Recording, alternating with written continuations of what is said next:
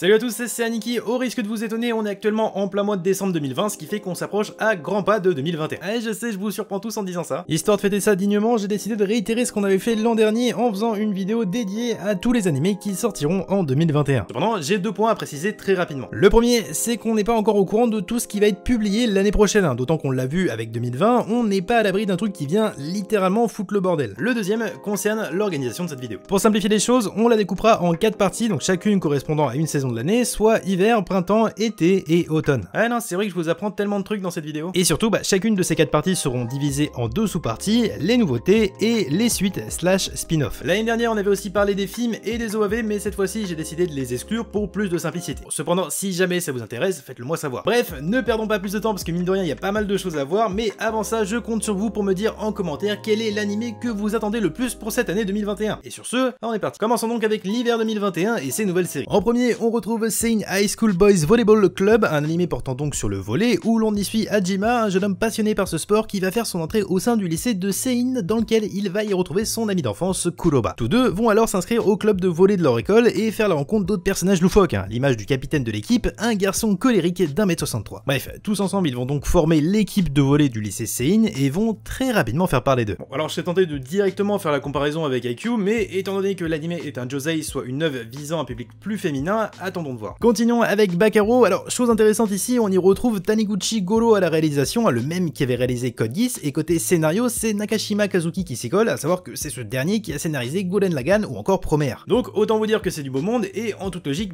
dans Bakaro, il y aura du mecha. Côté histoire, tout prend place à Ringarindo, une terre entourée d'un mur considéré comme divin par ses habitants, puisque c'est ce dernier qui recouvre, protège et nourrit cet endroit. Alors, me demandez pas comment ça marche, j'en ai aucune idée. Un beau jour, un mystérieux jeune homme s'écrase en plein milieu du village d'Esha. Ce dernier, se prénommant Bakaro, a perdu l'intégralité de ses souvenirs, à l'exception du fait qu'il se souvienne habiter au-delà du mur. C'est pourquoi, afin de retrouver sa mémoire, il va se lancer dans une quête périlleuse pour s'échapper de Ringarindo, sans douter un seul instant de la bataille dans laquelle il va se retrouver impliqué. Bref, aucun doute, ce sera un incontournable de la prochaine saison. D'ailleurs, en parlant de la prochaine saison, on peut évoquer Ex-Arm. Le souci, c'est que je vais pas pouvoir vous parler de l'animé. En fait, à la base, j'avais écrit mon texte et tout préparé pour vous le présenter, puis j'ai regardé le trailer et...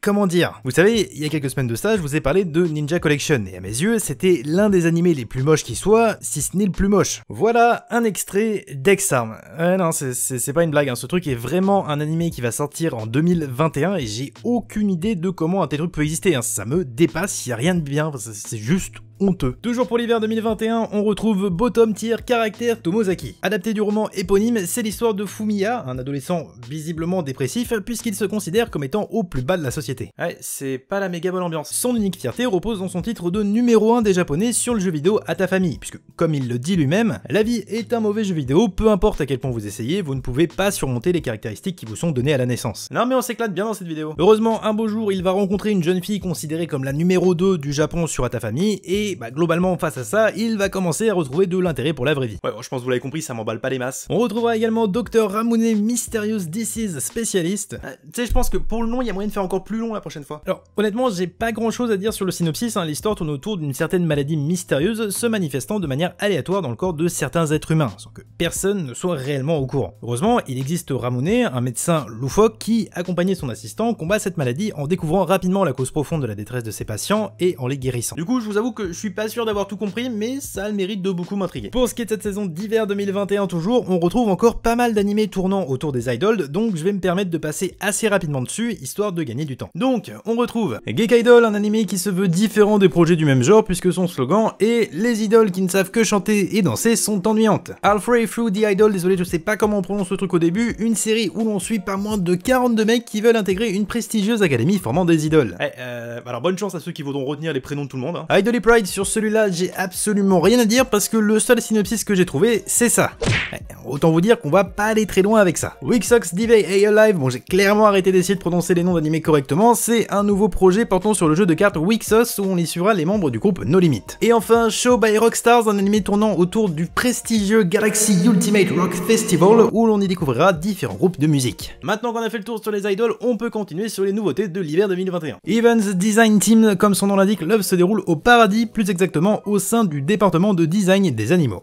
pourquoi pas. Au sein de ce dernier, les concepteurs croulent sous les demandes de création de nouvelles créatures, si bien qu'ils doivent passer leur journée à trouver de nouvelles idées pour satisfaire une entité précise, Dieu. Bon, clairement, c'est le genre d'œuvre tout ou rien. Soit c'est sympa et barrant, soit ça peut très vite devenir ennuyant, donc j'ai très hâte de voir ce que ça va donner. Continuons avec High Rise Invasion, là encore le titre est plutôt représentatif du contenu. En effet, on y fait la connaissance de Yuri, une jeune adolescente. Alors qu'elle était en cours comme à son habitude, elle se retrouve d'un seul coup au sommet d'un building. Avant qu'elle ait le temps de réaliser ce qui lui arrive, elle se fait attaquer par un mystérieux personnage. Réussissant à l'esquiver, elle découvre par la suite qu'elle est coincée dans un jeu de survie se déroulant uniquement sur d'innombrables toits d'immeubles reliés entre eux par des ponts. Face à cette situation, elle va devoir tout faire pour survivre et surtout découvrir la vérité derrière cette réalité macabre. Horimiya maintenant, une histoire de romance entre une fille perçue comme gentille auprès de ses camarades et un garçon perçu lui comme un otaku Mossad, mais en réalité les deux ont une personnalité différente, sauf qu'un jour ils découvrent la vraie nature de l'autre et blablabla, vous connaissez ce genre d'histoire. Oui, non, je suis pas obligé de faire des efforts sur tous les animés non plus. Hein. Bref, on enchaîne avec Hortensia Saga, adapté cette fois-ci du jeu vidéo du même nom. Ce dernier se déroule dans un univers fantastique. 3 ans avant le début de l'histoire, le roi fut trahi et assassiné par l'un de ses ducs qui en profita pour prendre les rênes du royaume. Seulement, 3 ans plus tard, l'héritière au trône est devenue majeure. Elle va alors se déguiser en homme pour passer inaperçue, puis accompagnée de son groupe de Lossa, ils vont se lancer dans une quête épique pour sauver leur patrie. Et je réalise qu'il nous reste encore 12 animés à voir, ne serait-ce que pour les nouveautés de l'hiver 2021, donc on va éviter de perdre trop de temps. Rado of Healer, encore un animé se déroulant dans un monde fantastique, donc on va en profiter pour regarder les thèmes de la série. Alors, harem, vengeance et... Ok, on va passer au prochain. Kemono GN, un animé qui a l'air pour le coup plutôt sympathique. En effet, dans son univers, il existe des créatures légendaires appelées Kemono, qui se dissimulent au sein des humains. Seulement, à de nombreuses occasions, les deux se sont...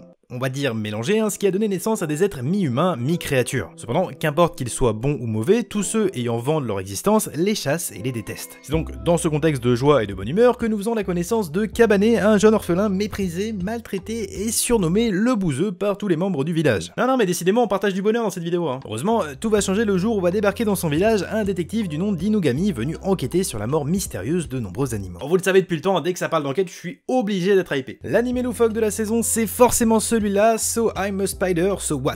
Un isekai comme on en a l'habitude de voir depuis des années désormais. Suite à un combat dans un monde parallèle entre un héros et le roi démon, la puissance de leur bataille se fait ressentir sur Terre, provoquant la destruction d'une classe pleine d'élèves. Ainsi, tous ceux ayant perdu la vie dans ce tragique incident se voient réincarnés dans ce monde parallèle sous différentes formes. C'est alors que notre héros du jour, véritable cancre, se voit transformé en araignée. Face au désespoir de sa situation, il ne baisse pas les bras et se décide à tout faire pour survivre. Bref, une œuvre qui ravira les plus arachnophobes d'entre vous. Mushoku Tensei, j'ai la flemme de lire le reste, là encore un isekai basique. Un jeune otaku meurt et se réincarne dans un monde fantastique dans le corps d'un enfant du nom de Rudeus Greyheart. Étant le fils d'un épéiste et d'une ancienne aventurière, il se décide de profiter de cette seconde chance pour accomplir de grandes choses et va alors tout faire pour devenir le plus grand magicien de l'histoire. Pour le prochain animé, je vais me contenter de zapper la prononciation du titre, c'est l'histoire de Noir, oui c'est vraiment son prénom, dont l'activité principale est d'être un gros chômeur.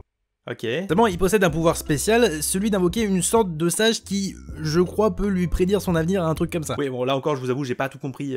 Guidé par les indications du grand sage, il décide de se rendre dans un donjon rempli d'objets magiques et de bêtes rares pour ramasser assez d'argent et d'expérience jusqu'à ce qu'il puisse enfin changer de destin. On ralentit pas et on enchaîne avec Urasekai Picnic. Et pour le coup, je suis un peu déçu que le nom ait aucun rapport avec l'animé. En effet, nulle question ici de repas sur une nappe à carreaux près d'un lac, puisque dans Urasekai Picnic, il existe des mystérieuses portes menant dans un monde parallèle. Et alors, chose amusante, cette fois-ci, c'est pas un isekai. Le truc que je trouve génial, c'est que dans ce monde parallèle, les légendes urbaines et les histoires circulant sur internet prennent vie. En gros, c'est comme s'il existait un monde parallèle où on pouvait retrouver cette version-là de la PS5.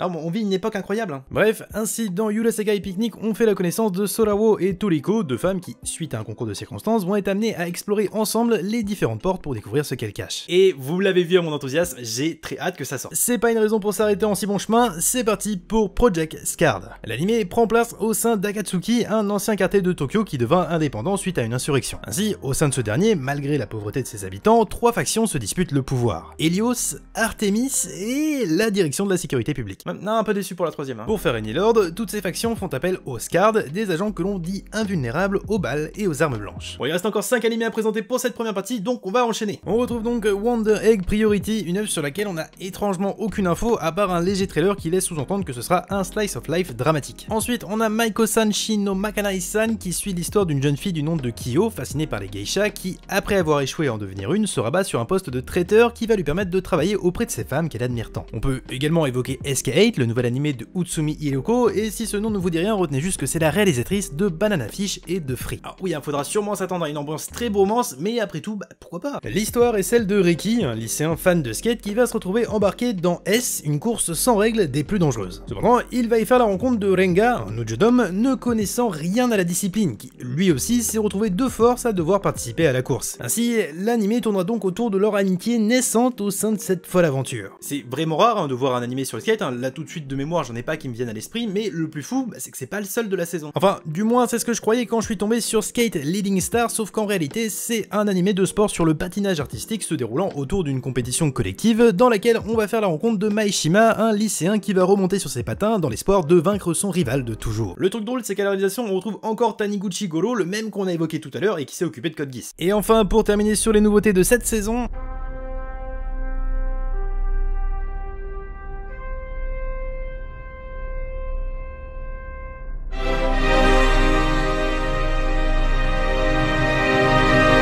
pour le coup là je pense qu'on a vraiment atteint le nom le plus long qui soit. Bref, dans cet animé imprononçable, un bordel ça loge même pas sur l'écran, on y suit les péripéties de Lloyd, un jeune campagnard n'ayant qu'un seul rêve dans la vie, intégrer la prestigieuse académie militaire du royaume d'Azami pour y devenir un soldat. Cependant, dû à sa condition, il va très rapidement se rendre compte de la difficulté pour lui de s'intégrer au sein de la vie citadine. Heureusement, il ne va pas se laisser abattre pour autant, se donnant alors à 100% pour faire face à tous les dangers qui menacent le royaume. Ah et bah c'était plutôt long, mais on est loin d'avoir terminé, alors passons désormais aux suites pour cet hiver 2021. Alors, je vais partir du principe que vous connaissez déjà les animés et je vais pas prendre le temps de les résumer pour que ça nous simplifie à tous la vie puisque il y a énormément de suites. Déjà la saison 2 de Beastars, de Dr. Stone, de Cell at Work, de Yuru Camp, de The Promised Neverland, mais tout ça c'est rien à côté de la saison 2 de Otona no Buguya-san. Non en vrai je me chauffe beaucoup mais je sais pas ce que c'est. Bon, c'est pas tout parce qu'on a également la saison 2 de Majutsushi Orphan, moi quand je me réincarne en slime, World Trigger, ReZero. Alors oui techniquement c'est la partie 2 de la saison 2 mais bon ça marche aussi. On peut également évoquer la saison 2 de Quintessential Quintuplette qui devait sortir il y a un an déjà, ainsi que celle de Yatogame-chan Kansatsu Nikki que je ne connais pas du tout. Ah je vous ai prévenu, il y a beaucoup de suites, et c'est pas fini. En effet, on pourra aussi retrouver la saison 3 de Nonon Biori et de Log Horizon, ainsi que la 4ème de Nanatsu no Taizai, et on espère tous que la qualité sera bien meilleure. On devrait aussi avoir une nouvelle saison de Gintama qui sortira en janvier, à l'occasion du nouveau film qui sera diffusé au même moment. Pour terminer avec l'hiver 2021, on retiendra 4 saisons spin-off au total, Soku Mozume Senki tiré de Denball Senki, Azur Lane Bisoku Zenshin basé sur le manga éponyme qui lui est tiré du jeu vidéo Azur Lane, Bongo Stray Dog 1 et Cell at Work Code Black, ce qui fait qu'on aura donc 2 saisons de l'animé au même moment. Il est grand temps de passer aux animés de ce printemps 2021. On commence avec Bakuten qui est plutôt spécial puisqu'il fait partie du projet Continuing Support Project 2011+10 dans lequel on retrouve également les films Ula Fula Dance et Misaki no Mayoga. En réalité, ce projet a pour but de rendre hommage aux victimes du tremblement de terre et du tsunami de Tohoku. Ainsi, l'histoire de Bakuten se focalise sur le passage à l'âge adulte d'une équipe lycéenne de gymnastique rythmique. Continuons avec Cestus the Roman Fighter, un animé qui se déroule en l'an 54 alors que Néron vient tout juste d'être intronisé 5e empereur de Rome. L'histoire se concentre sur 2 adolescents. Cestus, un jeune esclave boxeur de 15 ans qui va être forcé de remporter 100 combats à mort au sein des arènes de Rome, et Ruskas, 16 ans, un combattant hors pair et fils d'un prestigieux général grec. Alors, je connais pas le manga de base, mais ça a l'air d'être une œuvre du genre de Baki ou de Kengan Ashura, donc j'imagine que ça plaira aux fans du genre. On retrouvera également Don't Toy With Me Miss Nagatoro, un animé slice of life romance qui prend place dans un lycée classique où l'on suit les aventures d'un lycéen timide passant ses après-midi seul dans la salle du club d'art. Un beau jour, il va se faire remarquer par une lycéenne très taquine du nom de Nagatoro. À partir de cet instant, elle va passer son temps à se moquer de lui et à le martyriser, mais cependant, malgré tout ça, quelque chose va commencer à naître entre deux. Et je vous avoue que celui-là, il y a des chances que je le regarde. Eden, un mini-animé de 4 épisodes prévu originellement pour 2020, tout se déroule dans un futur lointain où la Terre est devenue Eden 3 et n'est plus que peuplée par des robots. Lors d'une mission de routine, 2 robots agricoles vont découvrir une jeune fille nommée Sarah. Suite à ça, les 2 robots vont se décider à l'élever dans le secret au sein d'un havre de paix à l'extérieur de l'Eden. Alors c'est vrai que l'animation en CGI peut repousser un peu, mais l'atmosphère que dégage l'animé a l'air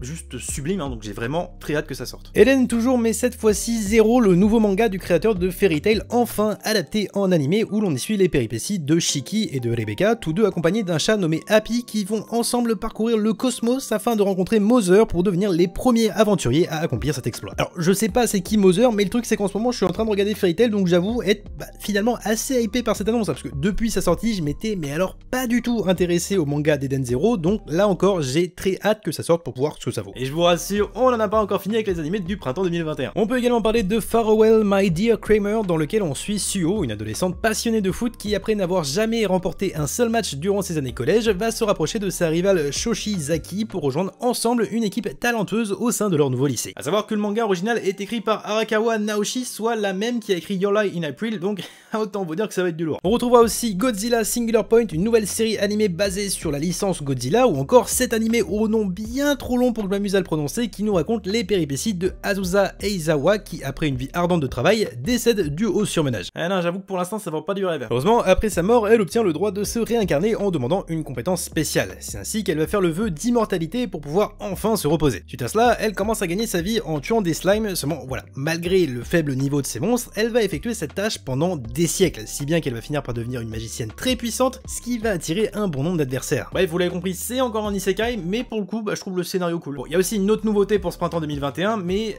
j'ai un petit problème avec. C'est une série dont j'ai encore la flemme de prononcer le nom, qui possède un titre alternatif signifiant « c'est trop malsain pour appeler ça de l'amour ». Et je crois qu'une œuvre a jamais aussi bien porté son nom. En effet, c'est l'histoire de Ryo, un salarié qui va tomber amoureux d'une lycéenne et qui va tout faire pour sortir avec. Ouais. Et bah ça sera sans moi. On continue avec Mars Red, une série surnaturelle prenant place en 1923. Alors que les vampires existent depuis des décennies, l'apparition d'un virus du nom d'Askra va venir faire augmenter dangereusement leur nombre. Ainsi, pour faire face à cette menace, l'armée va mettre sur pied l'unité Code 0 qui utilisera des vampires pour combattre d'autres vampires, dans l'unique but de stopper l'Akra et de sauver l'humanité. Mashiro no Oto, l'histoire de Setsu et Wakana, les deux petits-fils d'un grand musicien de shamisen. Et vu que je sais que vous connaissez pas cet instrument, parce que moi non plus, voici un court extrait de son utilisation.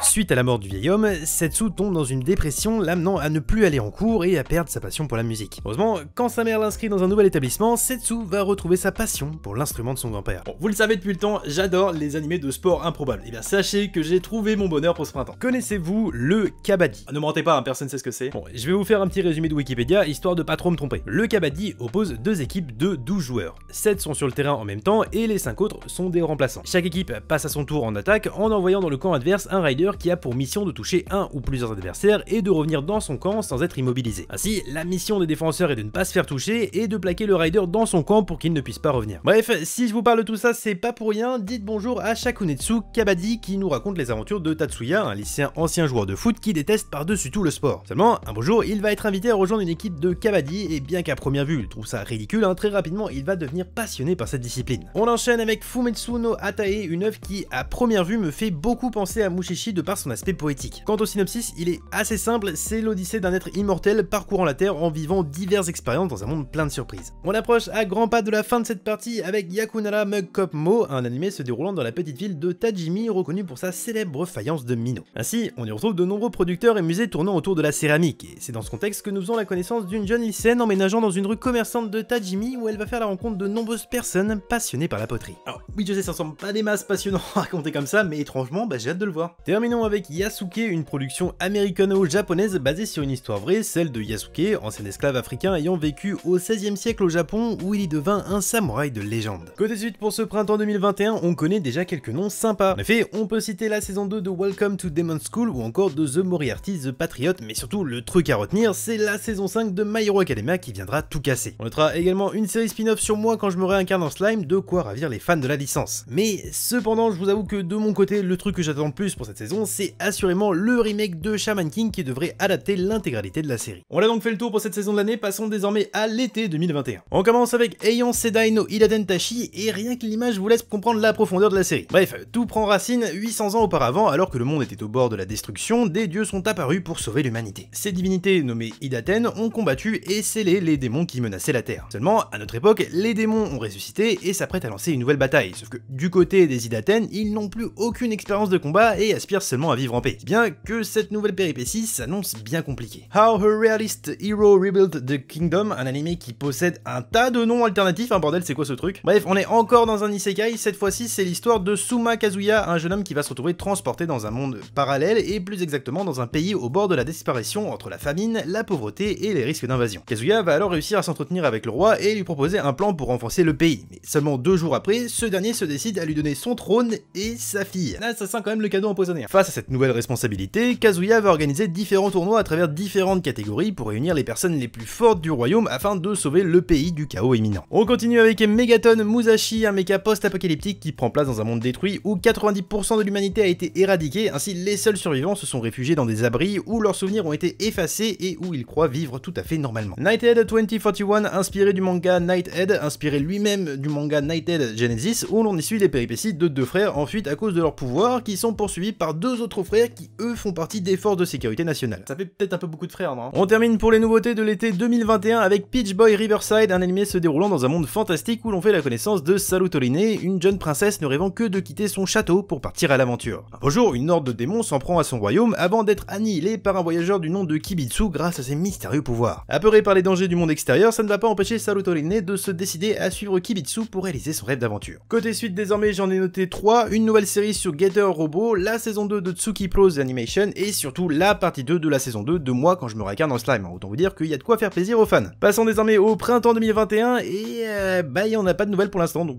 faudra attendre un petit peu. Bon, sinon pour cette année, on peut s'attendre à quelques autres trucs sympas, hein, puisque comme je l'avais évoqué lors de la précédente vidéo sur les animés de 2020, on n'oublie pas les To Be Announced animés. En gros, ce sont ceux qui sont censés sortir, mais sur lesquels on n'a pas de date précise. Alors, je vais pas tous les citer parce que après avoir fait des recherches, j'en ai trouvé plus de 230, donc bon, un peu la flemme, mais on peut citer des trucs comme la saison 2 de Be the Beginning ou encore The Rising of the Shield Hero. Bref, voilà qui conclut cette vidéo. N'oubliez pas de me partager l'animé que vous attendez le plus en 2021 et surtout abonnez-vous à la chaîne, on approche à grands pas des 200 000 abonnés et ça me ferait le plus grand des plaisirs qu'on y arrive avant la fin de l'année. Sur ce, n'oubliez pas de lâcher un pouce bleu et je vous dis à la semaine prochaine pour une nouvelle vidéo. C'était Aniki, ciao.